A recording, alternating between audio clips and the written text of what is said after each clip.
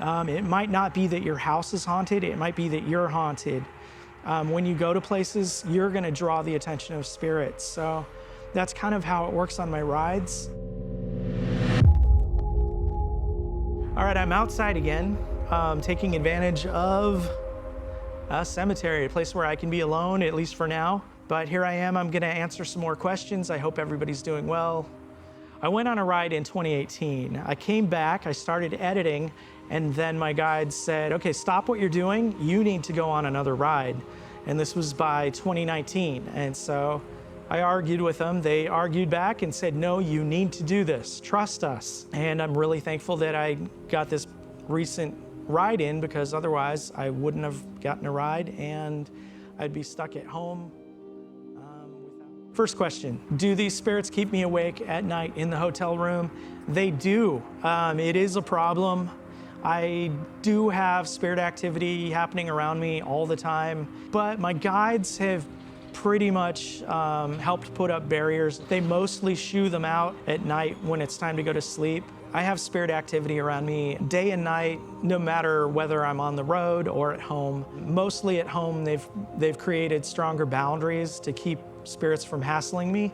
On the road, not as much, because all of the spirits don't get the drill. They aren't used to how this works, so they're kind of trying to talk or trying to get my attention all night.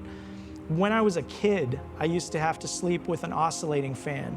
So a fan that goes back and forth, because there was so much activity in my room. And I figured if I put the fan out, I could dismiss it as the fan blowing stuff around instead of it just being activity, like spirit activity. Do I ever get attachments while on the road? If you've watched any of my road trip stuff, you'll see me talking about attachments, and I'm getting attachments all the time. I think it's part of my spirit rescue work that I do, or actually my team does, the spirit rescue work that my team does. And so I'll have spirits and entities attracted to me. Usually they'll just kind of tag along and they won't be in my energy field. When I do feel them in my energy field, that's when it starts to become a problem. Or when they get even closer in and they're suggesting things to me or making me feel certain things, that's where they're out of line and they're usually pushed back. So yeah, lots of attachments all the time. It's part of the specific work that I do with the other side, with the spirit rescue.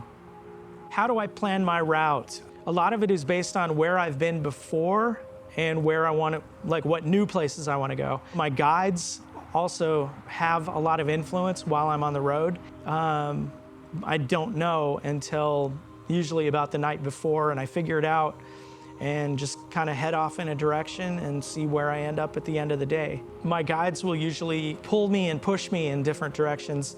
I'll hit different locations that they want me to go to, or different places that are just part of my path. I don't pre-plan it, it just happens. How do I know it's not all just my imagination? Well, that's an excellent question. After you do this for a while, you'll start to have corroborating evidence. So one thing that I like to do is I record EVPs. I record the audio, and so I can actually hear voices, and other people can also hear these voices that are responding to the things I'm talking about right there. And so that's proof that there's something outside of myself that is giving me this information. And then also working with other people, I know things or I hear things that I shouldn't know or I shouldn't be hearing. So like when I'm doing a reading with a person, I have information about something that happened 10 years ago, and it's about a stranger and it's a very intimate kind of situation. You know, oh, what happened with the birthday party or whatever. It'll be an important event or something like that. And that's not something that my imagination is just gonna be like, oh, well, let's talk about some random thing and your cat's name and what happened at the birthday party. Why do I ride by myself, and do I get lonely? I ride by myself because it's like the only way to actually get this going. It's hard to do this when there are other people involved. And then also, if you do ride with people or do road trips, other people have different needs and wants. They want to stop somewhere and they want to have a smoke every 20 minutes, go to the bathroom, go see this, spend 3 days with their aunt. When you're doing it alone, you get to decide everything. You get to decide when you're tired, when you want to push on, what kind of places you want to stay. I'm an introvert, so it makes it easy. Do I get lonely? Yeah, there are times where I'm like really lonely, but I've got guides with me talking all the time. I've got guides and spirits who are connected with me. So I kind of don't feel that alone. I call Crystal probably once or twice a day. And so that keeps me connected with home. That keeps me connected with her. I'm an introvert. It feels good to be out there all by myself. And I need a month of alone time.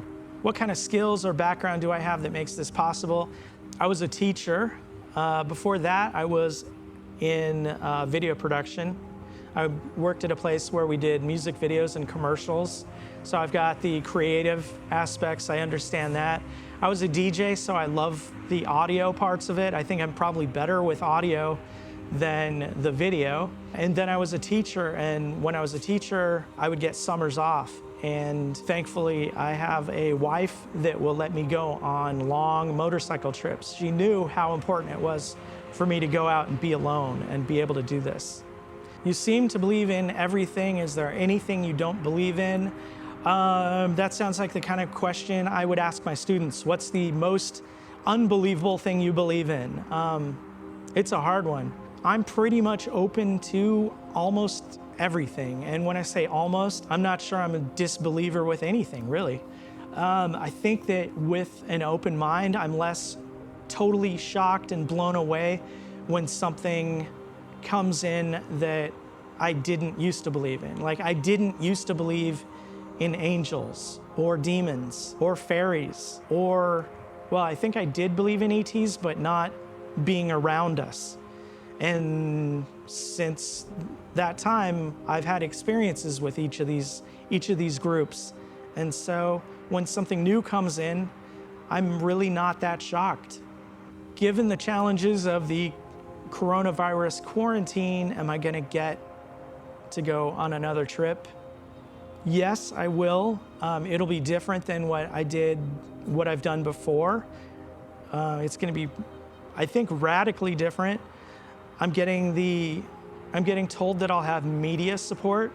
I'll have support. I don't know what that means. That sounds good because I've done everything all by myself. With the exception of Crystal sometimes helping me out with booking a motel or something. So yeah, I'm gonna get to. How soon?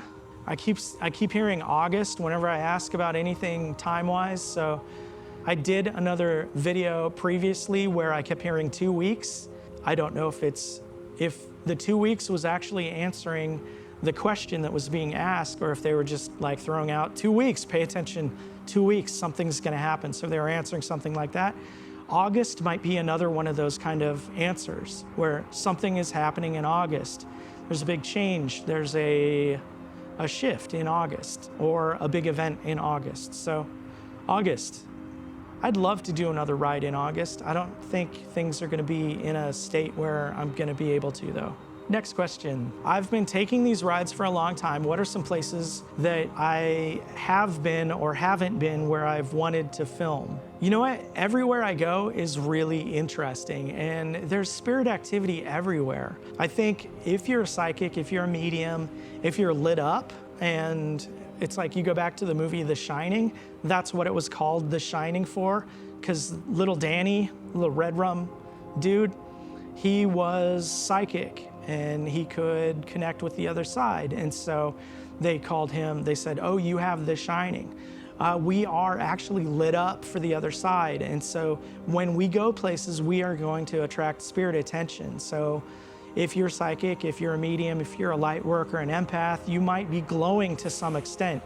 You might be shining, and so you're gonna draw attention of spirits. So it might not be that your house is haunted, it might be that you're haunted. When you go to places, you're gonna draw the attention of spirits. So that's kind of how it works on my rides. I can go to pretty boring places and there are still spirits who are gonna find me.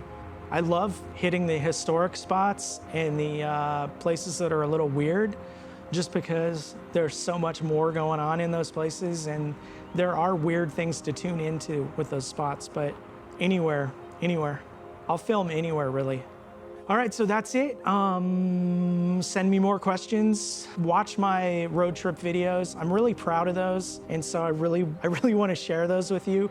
Please subscribe, please like, please comment. Share this with other people who you think might be interested in this, who are developing or who are full-blown psychics, because I think I touch on things that other people don't. I've got a different perspective on it, and I'm connecting with a whole lot of other folks on the other side. So yeah, thanks for watching.